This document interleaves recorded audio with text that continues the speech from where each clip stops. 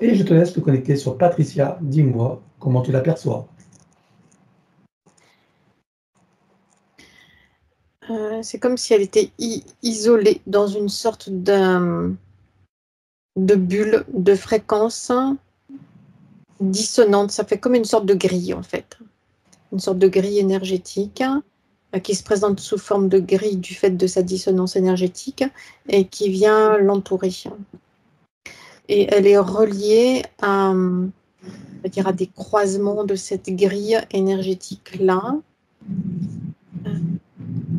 Différents points. Je n'ai pas compris. Relié à des croisements. Elle est reliée à cette grille-là par différents points de sa partie physique. Pour la maintenir centrée dans cette grille-là et pour la maintenir connectée à cette grille et sous contrôle de cette grille-là. Il y a 2 points d'accroche principaux. Il y en a un en haut du dos, il y en a un autre en bas du dos. Ça, c'est les 2 points d'accroche principaux, c'est-à-dire un point au niveau du bassin et puis l'autre en haut du dos. Donc, le fait d'avoir ces accroches, ça vient créer une circulation d'énergie moindre dans les membres, dans les bras et les jambes. Donc, ce qui a une répercussion sur la circulation sanguine. Au niveau de la tête, il y a quelque chose qui pulse. C'est au niveau de la glande pinéale. C'est une sorte de système GPS qui est là, qui pulse. Ça aussi, ça émet des fréquences dissonantes par rapport à ses propres fréquences. Elle. Et ça lui cause quel problème? Ça vient limiter ses capacités, ça vient limiter ses perceptions, notamment au niveau de ses perceptions extrasensorielles. Devant le troisième œil, il y a aussi une sorte d'écran. C'est une sorte d'écran. Ça, tu sais, ces anciens écrans de télévision, quand il n'y avait pas d'émission, et ça faisait ce qu'on appelait de la neige. Et bien là, il y a un peu la même chose, en tout cas, ça ressemble. Ce type d'écran-là, devant son troisième œil. Là, c'est placé là pour la limiter. Et là aussi, brouiller ses perceptions. Ok. Ça vient appuyer aussi là. Ça vient créer une sorte de poids énergétique. Là aussi, énergétiquement, c'est vraiment dissonant. Donc, ça a un impact aussi sur le système visuel. Hein.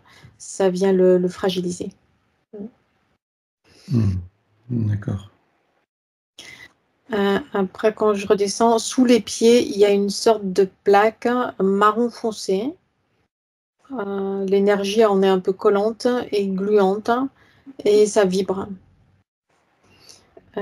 Ça sert à la fixer dans la partie basse, là, au plancher, en quelque sorte, de cette sorte de sphère ou de bulle, là, de grille. Donc, elle est fixée, en fait, où il y a les 2 points derrière le dos et puis sous les pieds aussi.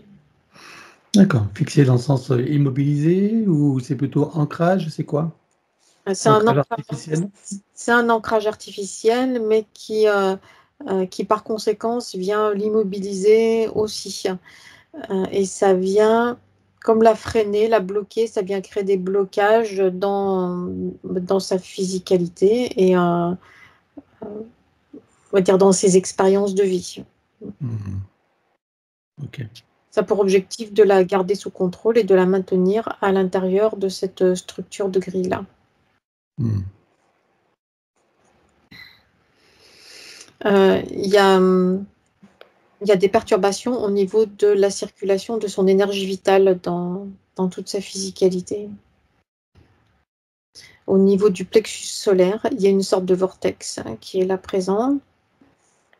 Et dans ce vortex, entrent et sortent des sortes de nuages, mais en même temps, c'est comme de la gelée. C'est à la fois une substance à mi-chemin entre une sorte de gelée transparente et un nuage épais.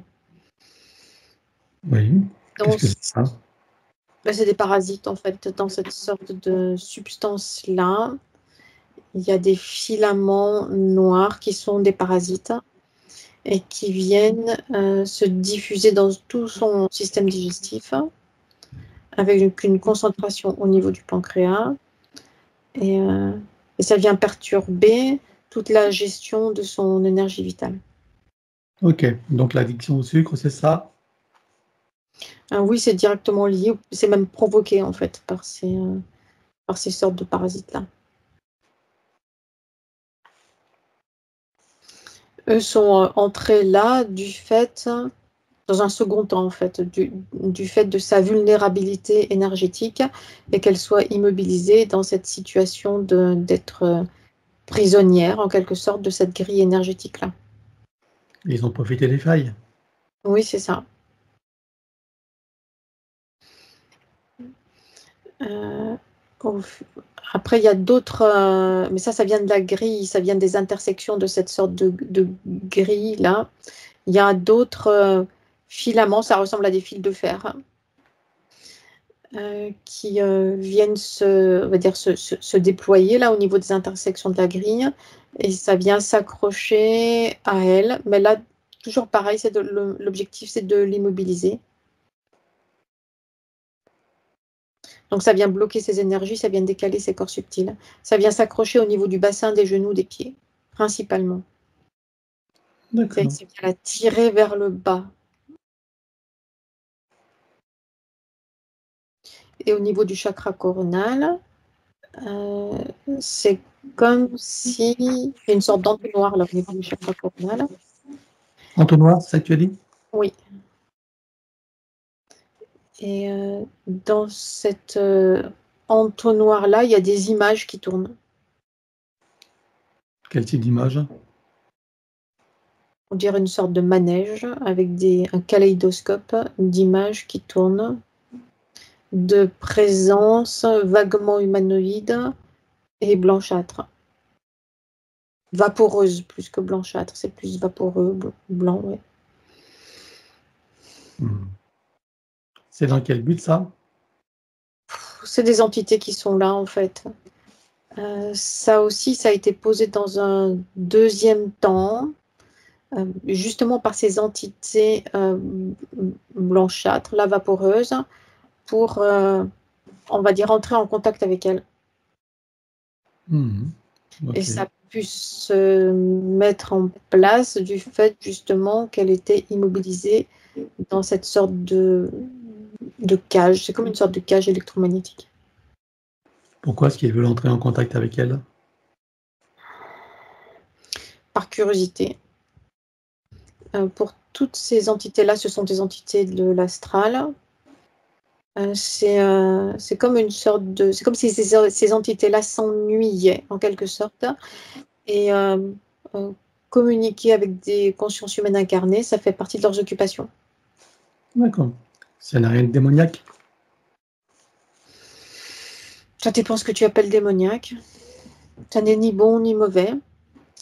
Mais ça n'est pas positif non plus. Ça n'est pas foncièrement mauvais, mais ça n'est pas positif non plus, dans le sens où ça vient un peu la bousculer, la décaler, la perturber, et en tout cas, ça vient brouiller ses connexions avec ses intuitions et ses parties d'elle supérieures. Il y a ces entités-là qui viennent s'interposer. D'accord. Ils prennent de l'énergie? Par conséquence, oui. Mm. C'est pas une volonté, mais c'est une conséquence, oui. Que vois-tu d'autre alors? Directement sur elle, c'est tout. Bien. Alors, on va regarder qui sont les responsables, à part ces humanoïdes-là vaporeux. C'est pas vraiment des humanoïdes. Il y a des humanoïdes, quelquefois, ces formes blanchâtres prennent des formes humanoïdes. Parfois, c'est plus des formes animales ou des formes ailées. Parfois, ça reste sous forme de nuages. D'accord. Ok. en arrière-plan d'elle. Et ce qui est à l'origine de cette sorte de cage électromagnétique, ce sont des êtres reptiloïdes. L'essence en est reptiloïde. Ok. Ils sont plutôt agressifs. Les yeux sont rouges et il y a des longs doigts crochus. Et c'est comme si c'était des quadrupèdes qui s'étaient redressés sur deux pattes. Hmm. Et leur énergie, elle est plutôt brutale. En tout cas, elle n'est pas bienveillante. D'accord. Ok. Ils sont combien là? Il y en a 3. Ils sont tout seuls ou ils ont des petites mains avec eux? Non, il n'y a pas de petites mains. Et ils ont une hiérarchie? Eux sont là comme des sortes de... Ce sont eux les petites mains, en fait. Eux sont là comme des gardiens chargés de la surveiller. Elle, ainsi que d'autres. C'est comme s'ils gardaient en quelque sorte leur cheptel de prisonniers dans ce type de cage-là. Hmm. Alors, ils travaillent pour qui alors? D'autres reptiloïdes qui, eux, sont beaucoup plus ce que l'on pourrait qualifier de évolués. Leur forme est humanoïde, fluide, élancée et avec des têtes qui sont disproportionnées. Je veux dire en taille par rapport au reste du corps, hein, avec une sorte de museau. Et c'est une tête de serpent. Hmm. Ok. Ils seront combien ceux-là? C'est comme s'ils travaillaient par équipe, ils se relayent, mais directement, on va dire, en relation avec elle ou connectés avec elle. Il y en a 6. 6. Ok. C'est quoi leurs objectifs alors? La gestion du cheptel humain. D'accord. Et ils sont chargés de limiter les potentialités des humains, avec une surveillance plus rapprochée, avec action de limitation sur les consciences humaines, sur les lumières des humains, qui pourra représenter un danger pour l'équilibre de la matrice artificielle terrestre. Bien. Ok.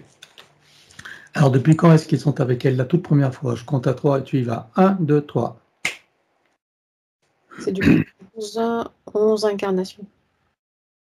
11 incarnations. Comment s'est produite la première fois? Dans les roues d'incarnation, ces êtres-là sont chargés de repérer dans les roues d'incarnation, c'est-à-dire avant même que les descentes en incarnation aient lieu, ou s'il y a déjà des incarnations qui ont eu lieu, après avoir eu l'information que ces lumières de conscience-là étaient trop puissantes, de les capter là dans les roues d'incarnation avant qu'elles redescendent dans des incarnations suivantes. Hmm. Ok. Et quand tu dis qu'elles sont chargées, ces entités, c'est chargé par qui alors? Au-dessus d'elles, il y a une sorte de système hiérarchique, et au sommet de la hiérarchie, il y a les archontes. Hmm. Ah, ok. Très bien. Alors, comment s'est produit la première fois? Alors, qu'est-ce qui s'est passé? Comment ils s'y sont pris? Ils l'ont attendu là, à ce que l'on pourrait appeler un tournant, une bifurcation dans les multiples chemins des roues d'incarnation. Et ils lui ont proposé de l'aider, de la guider, de l'accompagner. Hmm. Et ils sont apparus sous quelle forme pour elle? Sous une forme angélique, c'est-à-dire humanoïde et avec des ailes. Hmm. Ok. Bien. Et depuis lors, c'est donc cette entité qui gère ces incarnations? Oui, C'est elle qui choisit ces lignées dans lesquelles elle s'incarne? oui, le type de lignée, oui. Quel type de lignée ils choisissent qui les arrange? Ce sont des types de lignées qui présentent des vulnérabilités et qui sont déjà interférées. Quel type de vulnérabilité? Des vulnérabilités émotionnelles, avec des clivages au niveau émotionnel et mental. D'accord. Tu as des émotions principales là? Des émotions d'être incompris, de se sentir bridé. Il y a des émotions de basse fréquence, de colère, de repli sur soi, d'incompréhension, de mal-être. Bien. Alors, je suppose que pendant que tu as toutes ces informations, que toutes les parties de Patricia prennent conscience et connaissance de cette supercherie, aussi de ses conséquences. Oui. Ça fera partie de leur bagage de connaissances et de futures compétences. Combien est-ce que tu vois qu'elle a eu de vie humaine sur Terre dans cette boucle de manifestation de son soi supérieur? Dans cette boucle-là, 26. 26 vies humaines. Ok, dans cette boucle-là. Alors, on va aller voir d'où elle vient avant d'entrer dans cette fausse matrice et sous quelle forme. 1, 2, 3. Elle est humanoïde à polarité féminine, mais pas complètement humanoïde. Le haut du corps est humain, féminin, avec les grands cheveux. Et le bas du corps, c'est animal. C'est animal et ça a 4 pattes. C'est une sorte de corps de cheval, en tout cas ça y ressemble. Ah, d'accord. Okay. Ces êtres-là sont toujours en mouvement et se déplacent en herde, en groupe, un peu comme les chevaux sauvages. D'accord. Et nous sommes sur une planète? Et elles sont toutes à polarité féminine. Quand je regarde les hauts des corps, c'est tout à polarité féminine. Oui, c'est une planète, oui, qui est en 5e dimension. Elle s'appelle comment? Dont la dimensionnalité est instable. Caphiré. Caphiré, c'est le nom de la planète. D'accord. Oui. Ok. Elle se situe où? Elle est dans notre univers, mais ça se rattache à aucune constellation connue. Et il y a c'est comme si la planète se déplaçait de façon erratique, mais c'est dû à cette instabilité dimensionnelle. D'accord. Elle est proche, elle est ce que l'on pourra appeler, pour la compréhension, proche de la frontière de notre univers. Ok. Et donc, elle a une fonction particulière, là? Comment est-ce qu'elle s'occupe? C'est quoi ses centres d'intérêt? Là, il y a une sorte d'inquiétude de ce peuple-là, de trouver un lieu de vie stable dans l'impossibilité, enfin ce qui est devenu impossible sur leur planète. C'est comme si leur planète était... enfin, chaque planète a un cycle, et là, leur planète est arrivée en cycle de transformation, mais fin de cycle, pour partir sur quelque chose de nouveau. Donc, il y a une déstructuration de leur physicalité. La planète est en train de passer en 4D, alors que jusqu'à présent, elle était stable en 5D. Si je remonte encore dans le temps, avant, elle était en 6D. C'est comme une sorte de décadence fréquentielle, quelque chose comme ça. C'est un phénomène naturel? Oui, c'est naturel. Ok. Et ça s'étend pour ce qui, pour nous, est des milliers d'années. Oui, bien sûr. Évidemment, si tu as une échelle cosmique. Hein. Et donc, qu'est-ce qui se passe pour qu'elle se retrouve incarnée sur Terre alors en tant qu'humaine? Parce qu'il y a cette obligation de stabilisation, de trouver un lieu qui soit en sécurité, puisque toutes les possibilités envisagées et testées là sur cette planète-là n'ont pas abouti. Donc il y a des appels qui ont été lancés auprès d'autres civilisations pour les aider à trouver un autre lieu de vie qui soit acceptable pour ce peuple-là. Ce peuple qui n'a pas les connaissances techniques nécessaires pour, on va dire, pour le faire lui-même. D'accord. De quelle manière ils font les appels auprès des civilisations qui pourraient les aider? Par télépathie. D'accord. Et alors, qu'est-ce qui se passe en lançant les appels? Quelqu'un répond? Ces appels sont lancés, on va dire, à la cantonade, sans filtre. Et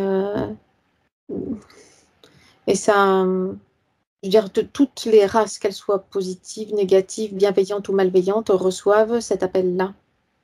Ceux qui arrivent le plus vite sur place sont des races malveillantes. Quel type? On retrouve là aussi des reptiloïdes. Des reptiloïdes, mais il y a de multiples sortes de reptiloïdes. Ceux-ci sont guerriers et toujours en quête d'esclaves qui leur servent de monnaie d'échange auprès d'autres races. En quête d'esclaves. Alors, qu'est-ce qui se passe alors lorsqu'ils arrivent? Il y a une sorte de razzia qui est effectuée. Presque les 3/4 de la population de ces êtres-là sont capturés. Qu'est-ce qu'ils en font? Ils les gardent dans leur vaisseau. Ils en font comme des sortes de groupes ou de lots, quelque chose comme ça, qui puisse être facilement échangeable. Le lot dont elle fait partie est échangé auprès d'une autre race reptiloïde qui, elle, est rattachée avec l'espace terrestre. Ok. Ces reptiloïdes, je suppose qu'ils sont tous masculins? Oui. Et elle faisait partie d'un peuple uniquement féminin? Exact. Est-ce que ce qu'elle éprouve aujourd'hui en tant qu'humaine, ça a quelque chose à voir avec le fait que ces guerriers masculins soient venus faire cette razzia? Oui, il y a quelque chose d'imprimé en elle, comme une sorte de réminiscence de mémoire, une persistance mémorielle. Voilà. Donc, est-ce que ça veut dire que dans toutes les vies humaines qu'elle a vécues, elle a eu cette empreinte vis-à-vis de la polarité masculine? Oui, plus ou moins marqué, plus ou moins exprimé, mais oui. Ok. Donc, c'est l'origine de cette problématique. Oui. Bien. Donc, elle est échangée avec une autre race reptiloïde qui est proche de l'espace terrestre. Qu'est-ce qu'ils en font après? Elle est intégrée dans... Alors, pas immédiatement dans les roues d'incarnation humaine, parce qu'il n'y a pas cette... L'adaptation n'est pas suffisante. C'est comme si auparavant, il y avait une sorte d'adaptation dans le monde animal pour les premières incarnations en 3D. Ok. On retrouve des manifestations animales dans le monde équin. Oui. Tout ce qui s'apparente au cheval, mais sans l'être forcément, puisque les premières incarnations, on retrouve sur le continent africain une gazelle, zèbre, gnou, ce type d'animaux-là. Ok. Et après? Donc, elle vit combien d'expériences comme ça en tant qu'animal? Il y a plusieurs boucles, c'est-à-dire que dans chaque race, il y a plusieurs, mais toujours sous forme d'équidés, il y a plusieurs boucles, c'est-à-dire 70-80 en tout. Ah oui. Ok. Et après, donc, c'est la première manifestation humaine? Ensuite, oui. Ok. Et la première humaine se situe où alors? Sur le continent africain. C'était son choix ou une conséquence ou ça a été choisi par les entités? Non, ce n'est pas lié à elle, ça a été choisi par les entités. C'est sur cette zone-là qu'il y avait, on va dire, besoin de peupler. D'accord. Juste un besoin de peupler. Mhm. Ok. Il n'y avait pas une raison particulière pour qu'elle soit mise sur le sol africain.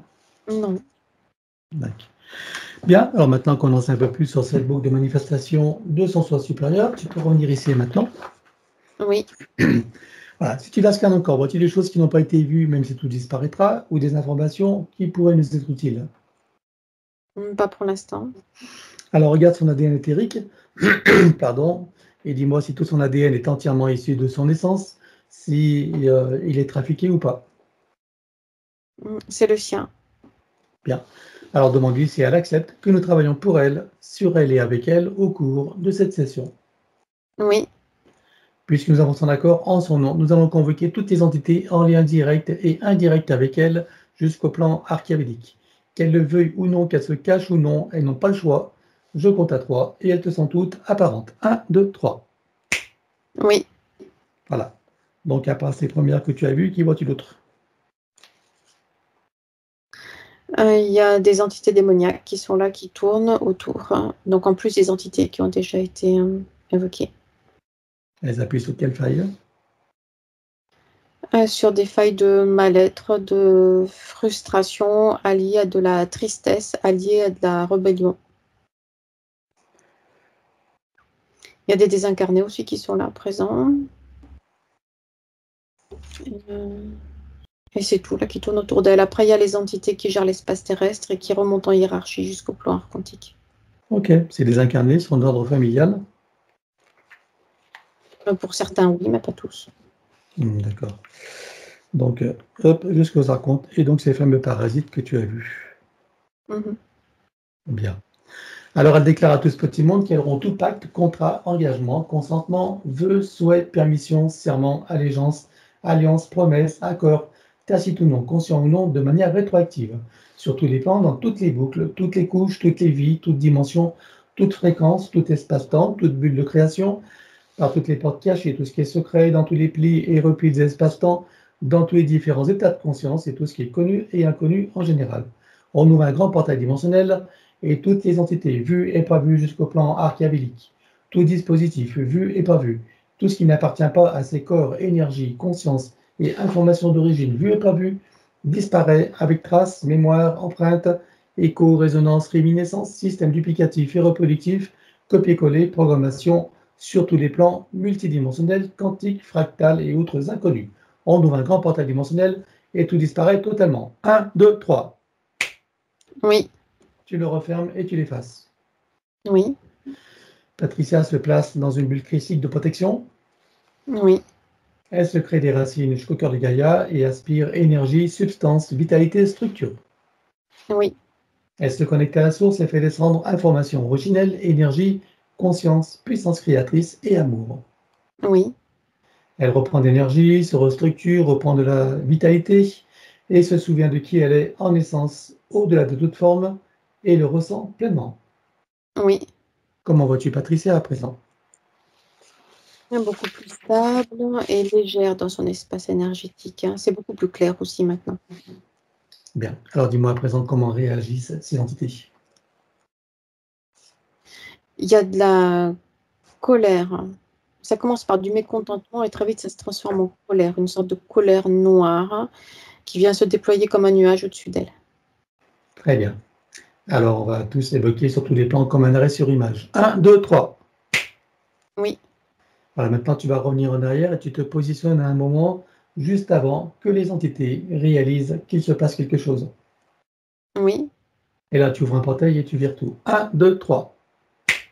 Oui. Tu le refermes et tu l'effaces. Oui. Regarde la bulle énergétique de Patricia, dis-moi s'il reste quelque chose. Il y a des échos et des résonances. Alors on les élimine sur tous les plans, les arrière-plans, les reflets miroirs, toute ligne de temps jusqu'aux réminiscences, système racinaire et périphérique. La prochaine fois, pour faire plus court, je dirais comme précité. 1, 2, 3. Oui. Voilà, dis-moi s'il reste quelque chose en arrière-plan. Non. Bien, alors dis-moi à présent si ces entités ont un moyen ou un autre de la retrouver et de la repérer. Oui, il y a une sorte de banque d'informations conservée par ces entités-là. et qui permettent de réajuster les interférences au fur et à mesure des incarnations. Tu vois où ça se situe? Oui, c'est sur leur vaisseau. D'accord. C'est multidimensionnel, Oui, c'est quantique et fractal. oui, Alors, on va tenir compte de tout et on élimine tout. 1, 2, 3. oui, Regarde s'il en reste quelque part. non.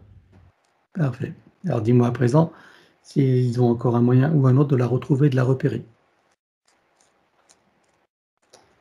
Oui. Il y a quelque chose là qui apparaît en surbrillance. C'est des bribes d'informations comme des pièces de puzzle qui ne sont pas assemblées les unes avec les autres, donc qui ne sont pas utilisables en tant que telles comme information. Il faut qu'elles soient reliées. Et ces bribes de puzzle sont séparées les unes des autres, mais je les perçois quand même en surbrillance. Et elles sont là, disséminées dans la 4e dimension avec des sortes de bips, comme des sortes de systèmes GPS qui permettent de les retrouver. D'accord. C'est quoi? C'est des bribes d'ADN, non? Oui, D'accord. Donc, on va tout détruire. C'est toujours multidimensionnel? oui, OK. Quantique et fractal? oui, Alors, tu détruis tout. 1, 2, 3. c'est fait. Regarde s'il reste quelque chose quelque part. Non, Bien. Alors, dis-moi s'ils ont encore un moyen ou un autre de la retrouver, de la repérer. non plus maintenant. Ils n'ont pas anticipé la séance? Enfin si, mais il n'y avait pas d'inquiétude Donc, particulière. rien de caché, rien de dissimulé. Non, pas en dehors de ce qui vient d'être vu. Parfait. Alors, on va regarder son soi supérieur. Je veux savoir où il réside et dans quelle situation. Il est sur le plan morontiel en observation. OK. Comment tu as son âme? C'est comme si elle se cachait. Pour se mettre en sécurité, elle se recouvert d'une sorte de cape terne. Et la partie subliminale? Elle s'est décalée de la partie physique pour ne pas être impactée par l'interférence, par cette sorte de grille. Alors, on va demander au soi supérieur s'il est adéquat que nous partions du plan morantiel pour recréer une nouvelle ligne de temps et une incarnation à neuf, avec l'accès à son plein potentiel intérieur, dans un équilibre, une harmonie, une santé parfaite, une parfaite sécurité intérieure et l'amour qu'elle est. Oui, Alors, nous y allons. 1, 2, 3. oui, De cet espace morantiel, je suppose que la partie d'elle qui y réside, c'est pourquoi nous sommes là. oui, Je lui propose d'aller à l'orée de son incarnation en tant que Patricia pour recréer une nouvelle ligne de temps et une incarnation à neuf avec l'accès à son plein potentiel intérieur, dans un équilibre, une harmonie et une santé parfaite, une parfaite sécurité intérieure et l'amour qu'elle est. Est-ce que c'est correct pour elle? oui, Alors nous y allons en mode de déplacement quantique, c'est-à-dire simultané et immédiat, sans passer par aucune condition ni influence de la matrice artificielle. 1, 2, 3. oui. Sur cette nouvelle ligne de temps et dans ces nouvelles conditions, demande-lui quels sont ses projets pour la vie de Patricia. C'est découvrir ce qu'est une incarnation humaine sans aucune interférence. Bien, quel moment choisit-elle pour entrer dans sa nouvelle physicalité? Au moment de la conception. Et à quel pourcentage est-elle connectée à ce moment-là à la source? 98%. Tu l'invites à monter à 100%. Oui, Elle se crée des racines jusqu'au cœur de Gaïa qu'elle programme uniquement pour cette existence. oui. Et maintenant, on va regarder son arbre généalogique. Comment le vois-tu? Comme s'il y avait des sortes de pliures et de cassures dans toute la structure de l'arbre. Ça vient séparer les consciences les unes des autres, à la fois créer des alliances, à la fois créer des différences et des incompréhensions, suivant comment les consciences sont placées par rapport à ces cassures et à ces pliures. Il y a des différences dans les polarités ou pas? Oui, il y a une grande cassure et pliure entre les deux polarités masculine et féminine. Comment est-ce que tu vois que ça impacte particulièrement donc chacune des consciences? Ça vient générer de l'insécurité et un déséquilibre intérieur et de l'anxiété aussi, Et Patricia, comment est-elle impactée? de cette même façon-là. Ok. Alors, on va demander à la conscience de l'arbre si nous sommes autorisés à intervenir sur lui. Oui, Tu vas à l'origine de cette situation à la toute première fois. 1, 2, 3. oui, Nous sommes à combien de générations en arrière? 48. Que se passe-t-il à ce moment-là? Au sortir des roues d'incarnation, il y a comme des sortes de filets pièges qui sont là, présents dans cette zone de passage obligatoire délignée, avec des entités démoniaques en arrière-plan. Et ce sont ces filets-là qui créent ces pliures et ces coupures. Ok. Alors, est-ce que tu peux trouver un moment, donc un moment où cet arbre est parfaitement libre et non encore repéré? Oui, Tu te présentes à lui à ce moment-là, tu lui donnes les informations de ce qui pourrait survenir si rien n'est fait, et tu lui proposes de trouver une solution créatrice pour que cette situation n'arrive jamais. oui. Que choisit-il de faire? Une montée en fréquence haute, soudaine, puissante, qui vient le placer hors de portée de ces entités et bien au-dessus de cette zone-là. Bien, on va compléter ça par une connexion de l'arbre à la source pour faire descendre information originelle, énergie, conscience, puissance créatrice et amour, touché en plein cœur et dans sa conscience. Que se passe-t-il pour lui et toutes les âmes qui y sont accrochées? L'énergie recommence à circuler librement, fluide, légère et régulière, entre toutes les consciences rattachées à la lignée. Comment vois-tu que ça impacte Patricia? Ça vient l'apaiser, la stabiliser, la sécuriser. Est-ce que tu peux l'inviter à créer des voies de communication par le cœur, d'ouverture de conscience et d'auto-guérison pour chacune des âmes de sa lignée? Oui, Allons-y. c'est fait. Elle enroule son arbre avec autant de sinusoïdes d'énergie que nécessaire, issus de sa propre source.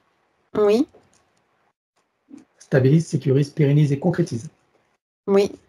Que compte-t-elle faire avec lui à présent? Est-ce qu'elle veut le couper partiellement ou entièrement? Est-ce qu'elle veut réaménager, réinformer, transmuter ou autre?